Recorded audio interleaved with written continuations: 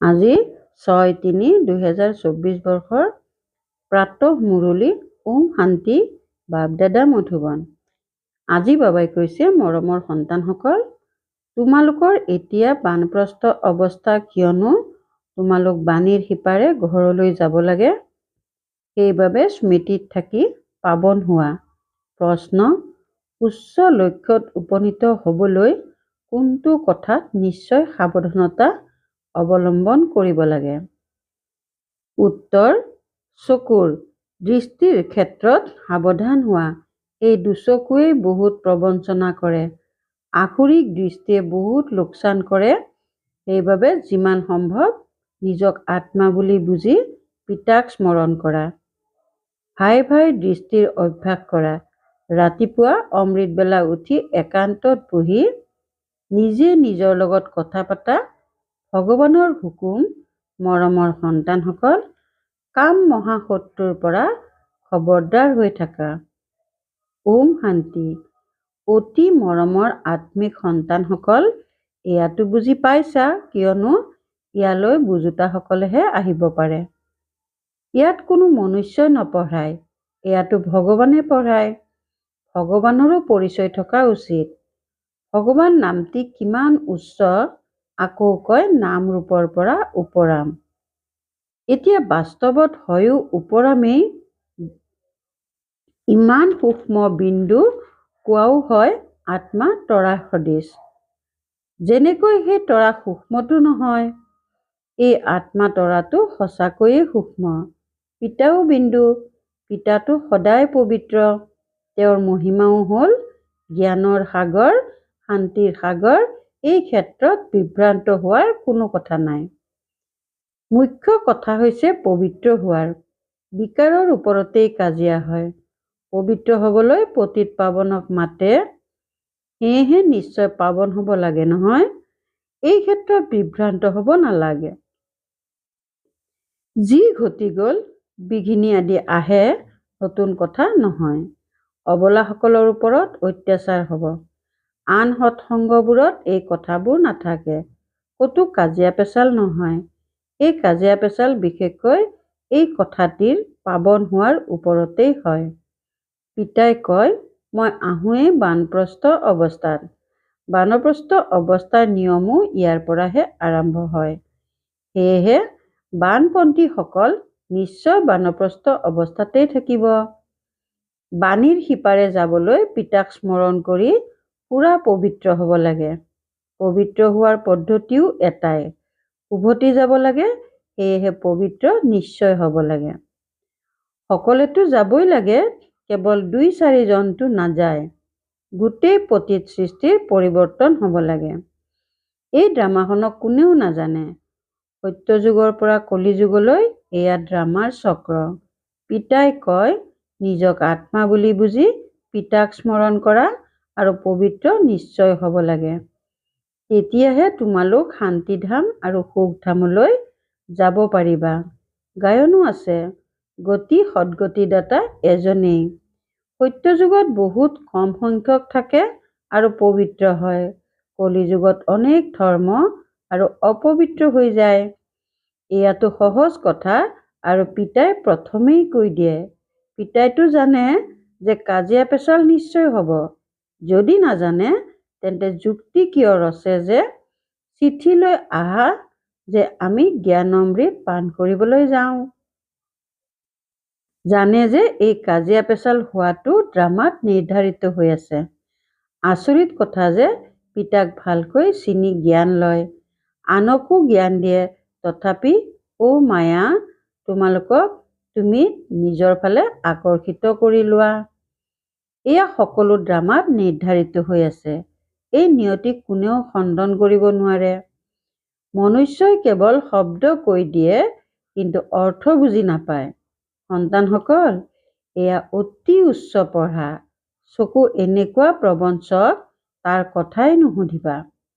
তমোপ্ৰধান সৃষ্টি, কলেজবোৰতো বহুত বেয়া হৈ গৈছে। বিলাতৰতো কথাই নুসুধিবা। সত্যযুগত এনেকুৱা কথা নাথাকে। তেওঁলোকে কৈ দিয়ে যে সত্যযুগৰ লাখ লাখ বছৰ হ'ল। পিতাই কয়, কালি তোমালোকক ৰাজ্যভাগ্য দি গৈছিলোঁ, সকলো হেৰুৱাই পেলালা। লৌকিকতো পিতাকেই কয়, তোমালোকক ইমান সম্পত্তি দিছিলোঁ, সকলো হেৰুৱালা। এনেকুৱা সন্তানো ওলায় যে নিমিষতে সম্পত্তি সাং কৰি দিয়ে। বেহদৰ পিতায়ো কয়, মই তোমালোকক কিমান ধন দি গৈছিলোঁ, তোমালোকক কিমান লায়ক বিশ্বৰ মালিক কৰিলোঁ, এতিয়া ড্ৰামা অনুসৰি তোমালোকৰ কি অৱস্থা হৈ গৈছে? তোমালোক সেইসকলেই মোৰ সন্তান নোহোৱা জানো? তোমালোক কিমান ধনৱান আছিলা? এয়া হৈছে বেহদৰ কথা, যিবোৰ তোমালোকে বুজোৱা। এটা কাহিনী আছে, বাঘ আহিল, কিন্তু বাঘ অহা নাছিল। এদিন সঁচাকৈয়ে বাঘ আহি গ'ল। তোমালোকেও কোৱা মৃত্যু সমাগত। তেতিয়া কয়, এওঁলোকে সদায় কয়, কিন্তু বিনাশটো নহয়েই। এতিয়া তোমালোকে জানা, এদিন বিনাশ নিশ্চয় হ'ব। পাছত তাৰেই কাহিনী ৰচি দিছে। বেহদৰ পিতাই কয়, তেওঁলোকৰ দোষ নাই, কল্প পূৰ্বেও হৈছিল, ৫,০০০ বছৰৰ কথা। বাবাইতো বহুত বাৰ কৈছে, এয়াও তোমালোকে লিখি যোৱা যে ৫,০০০ বছৰ পূৰ্বেও ভাৰতত দেৱী দেৱতাৰ ধৰ্ম প্ৰতিষ্ঠা কৰিবলৈ হুবহু এনেকুৱা সংগ্ৰহালয় খুলিছিল। একেবাৰে স্পষ্টকৈ লিখা, তেতিয়া আহি বুজিব। বাবা আহিছে। পিতাৰ উত্তৰাধিকাৰেই হৈছে স্বৰ্গৰ বাদশ্বাহী। ভাৰত স্বৰ্গ আছিল। প্ৰথমতে নতুন সৃষ্টিত নতুন ভাৰত স্বৰ্গ আছিল, স্বৰ্গৰ পৰা নৰক। এইখন বৰ ডাঙৰ বেহদৰ ড্ৰামা। ইয়াত সকলো ভাৱৰীয়া। ৮৪ জন্মৰ ভূমিকা পালন কৰি এতিয়া পুনৰ আমি উভতি যাওঁ। প্ৰথমতে আমি মালিক আছিলোঁ, পুনৰ কঙাল হৈ গ'লো, এতিয়া পুনৰ বাবাৰ মতত চলি মালিক হওঁ। তোমালোকে জানা, আমি শ্ৰীমতত কল্পই কল্পই ভাৰতক স্বৰ্গ কৰি তোলো। পাৱনো নিশ্চয় হ'ব লাগে। পাৱন হোৱাৰ কাৰণে অত্যাচাৰ হয়। বাবাই সন্তানসকলক বহুত বুজায়, আকৌ বাহিৰলৈ ওলাই গ'লে অবোধ হৈ যায়। আচৰিতভাৱে শুনাই জ্ঞান দিয়ে। মোৰ মায়া যেনে আছিল তেনে হৈয়েই যায়, আৰুহে অধিক অধম হৈ যায়। কাম বিকাৰত আবদ্ধ হ'ল আৰু অধঃপতিত হৈ গ'ল। শিৱ বাবাই এই ভাৰতক শিৱালয় কৰি তোলে, সেয়েহে সন্তানসকলেও পুৰুষাৰ্থ কৰা উচিত। এই বেহদৰ বাবা হৈছে বহুত মিঠা বাবা। যদি সকলোৱে গম পাই যায়, তেতিয়া অনেক আহি যাব। পঢ়াবই নোৱাৰিব। পঢ়াততো একান্ত অৱস্থাৰ প্ৰয়োজন। ৰাতিপুৱা কিমান শান্তি থাকে। আমি নিজক আত্মা বুলি বুজি পিতাক স্মৰণ কৰোঁ। স্মৃতি অবিহনে বিকৰ্ম কেনেকৈ বিনাশ হ'ব? এইটো চিন্তা চলি থাকিব লাগে যে এতিয়া পতিত কঙাল হৈ গৈছোঁ, পুনৰ পাৱন শিৰৰ মুকুট কেনেকৈ হ'ব পাৰোঁ। পিতাইতো একেবাৰে সহজ কথা বুজায়। হুলস্থুলতো হ'ব, ভয় কৰিবলগীয়া কোনো কথা নাই। পিতাটো একেবাৰে সাধাৰণ, পোছাক আদি সকলো সেয়াই, একো পাৰ্থক্য নাই। সন্ন্যাসীসকলতো ঘৰ সংসাৰ এৰি গেৰুৱা বস্ত্ৰ পিন্ধি লয়। এওঁতো ব্ৰহ্মাৰ এই একেই সাজ পোছাক, কেৱল পিতা প্ৰৱেশ কৰিলে আৰু কোনো পাৰ্থক্য নাই। যেনেকৈ পিতাকে সন্তানসকলৰ মৰমেৰে তত্বাৱধান লয়, পোহপাল দিয়ে, তেনেকৈ এওঁ কৰে। অহংকাৰৰ কোনো কথা নাই, একেবাৰে সাধাৰণভাৱে চলে। বাকী থাকিবলৈ ঘৰ আদিতো সজাবলগীয়া হয়, সেয়াও সাধাৰণ। তোমালোককতো বেহদৰ পিতাই পঢ়ায়। পিতা হৈছে চুম্বক। এয়া কম কথা জানো? কন্যাসকল পবিত্ৰ হয়, তেতিয়া বহুত সুখ পায়। তেওঁলোকেতো কৈ দিয়ে কিবা শক্তি আছে, কিন্তু শক্তি বুলি কাক কোৱা হয়, সেয়াও বুজি নাপায়। পিতা হ'ল সৰ্বশক্তিমান। তেওঁ সকলোকে এনেকুৱা কৰি তোলে। কিন্তু সকলো একে সমান হ'ব নোৱাৰে। নহ'লেতো বৈশিষ্ট্যও একে হৈ যাব, পদো একে হৈ যাব। এয়াতো ড্ৰামা ৰচি থোৱা আছে। ৮৪ জন্মত তোমালোকে সেয়াই ৮৪ বৈশিষ্ট্য পোৱা, যি কল্পপূৰ্বে পাইছিলা।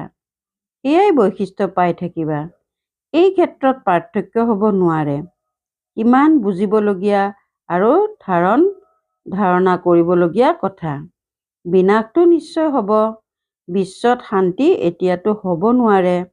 পৰস্পৰ কাজিয়া কৰি থাকে। মৃত্যুটো শিৰত আছে। ড্ৰামা অনুসৰি এক আদি সনাতন দেৱী দেৱতা ধৰ্মৰ প্ৰতিষ্ঠা, বাকী ধৰ্মৰ বিনাশ হ'ব। পাৰমাণৱিক বোমাও তৈয়াৰ কৰি থাকে। প্ৰাকৃতিক দুৰ্যোগো হ'ব। ডাঙৰ ডাঙৰ পাথৰ খহিব যে ঘৰ আদি ভাঙি পৰিব। যিমানেই মজবুত ঘৰ নাসাজক, ভেটি সুদৃঢ়কৈ নাসাজক, কিন্তু একোৱেই নাথাকিব। তেওঁলোকে ভাবে ভূমিকম্পইও খহাব নোৱাৰে, কিন্তু কোৱা হয় যিমানেই নকৰা 100 মহলা সাজা, কিন্তু বিনাশ নিশ্চয় হ'ব। এয়া একোৱেই নাথাকিব। তোমালোক সন্তানসকলে স্বৰ্গৰ উত্তৰাধিকাৰ ল'বলৈ ইয়ালৈ আহিছা। বিলাতত চোৱা কি ঘটি আছে। ইয়াকেই ৰাৱণৰ পাম অন্তঃসাৰশূন্য জাক-জমকতা বুলি কোৱা হয়। মায়াই কয়, ময়ো কম নহয়। তাততো তোমালোকৰ হীৰা মুকুতাৰ মহল থাকে। সকলো বস্তু সোণৰ হ'ব। তাততো 2-3 মহলা সজাৰ প্ৰয়োজনেই নাই। মাটিৰ কাৰণে খৰচ কৰিব নালাগে। সকলো উপলব্ধ থাকে। সেয়েহে সন্তানসকলে বহুত পুৰুষাৰ্থ কৰা উচিত। সকলোকে বাৰ্তা দিব লাগে। ভাল ভাল পাণ্ডা হৈ সন্তানসকল পুনৰ জীৱিত হ'বলৈ আহে। এয়াও ড্ৰামাত নিৰ্ধাৰণ হৈ আছে। পুনৰ আহিব। ইমানবিলাক আহিছে, ক'ব নোৱাৰো এওঁলোক সকলোকে পুনৰ দেখিম নে নাই। এওঁলোক সকলো টিকি থাকিব পাৰিবনে নোৱাৰে। আহিলেতো অনেক, আকৌ আচৰিত ধৰণে আঁতৰি গুচি গ'ল। লিখে, বাবা মই অৱনমিত হৈ গ'লো।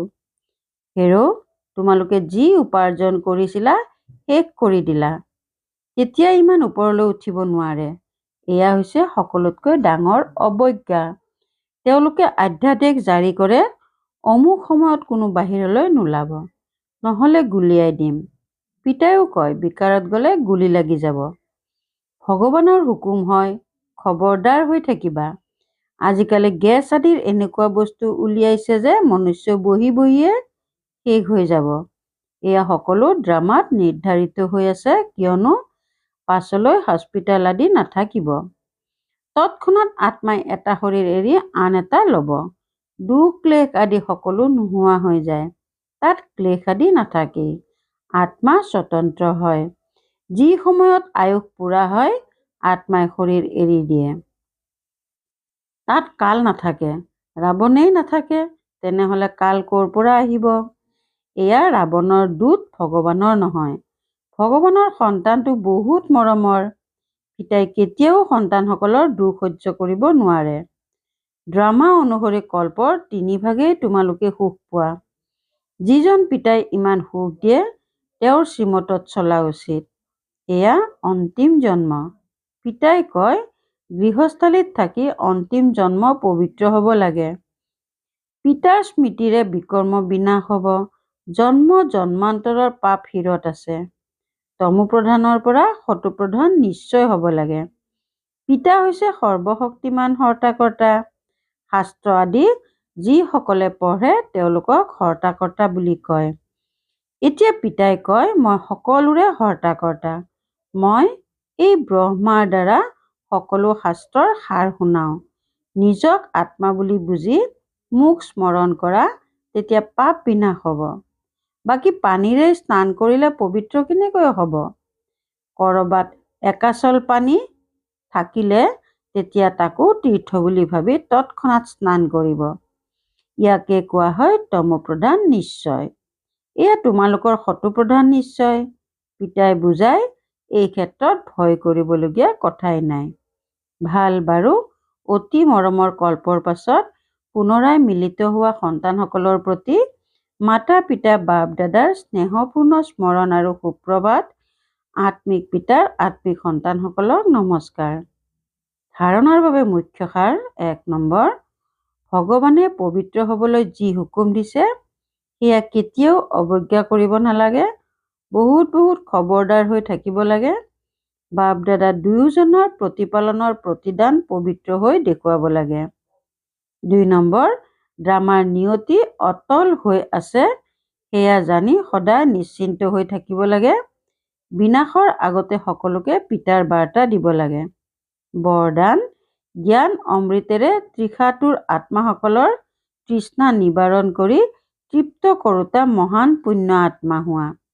জ্ঞান অমৃতেৰে তৃষাতুৰ আত্মাসকলৰ তৃষ্ণা নিবাৰণ কৰি তৃপ্ত কৰোঁতা মহান পুণ্য আত্মা হোৱা। কোনো তৃষাতুৰৰ তৃষ্ণা নিবাৰণ কৰা এয়া হৈছে মহান পুণ্য। যেনেকৈ পানী নাপালে পিয়াহত থৰফৰাই, তেনেকৈ জ্ঞান অমৃত নোপোৱাৰ বাবে আত্মাসকল দুখ অশান্তিত থৰফৰাই আছে। গতিকে তেওঁলোকক জ্ঞান অমৃত দি তৃষ্ণা নিবাৰণ কৰোঁতা হোৱা। যেনেকৈ ভোজন খাবলৈ সময় উলিওৱা কিয়নো আৱশ্যক হয়, তেনেকৈ এই পুণ্যৰ কাৰ্য কৰাৰো আৱশ্যক। সেইকাৰণে এইটো সুযোগ ল'ব লাগে, সময় উলিয়াব লাগে, তেতিয়া মহান পুণ্য আত্মা বুলি কোৱা হ'ব। শ্লোগান: হৈ যোৱা কথাত বিন্দু লগাই সাহসেৰে আগবাঢ়ি যোৱা, তেতিয়া পিতাৰ সহায় প্ৰাপ্ত হৈ থাকিব। হৈ যোৱা কথাত বিন্দু লগাই সাহসেৰে আগবাঢ়ি যোৱা, তেতিয়া পিতাৰ সহায় প্ৰাপ্ত হৈ থাকিব। ওম শান্তি।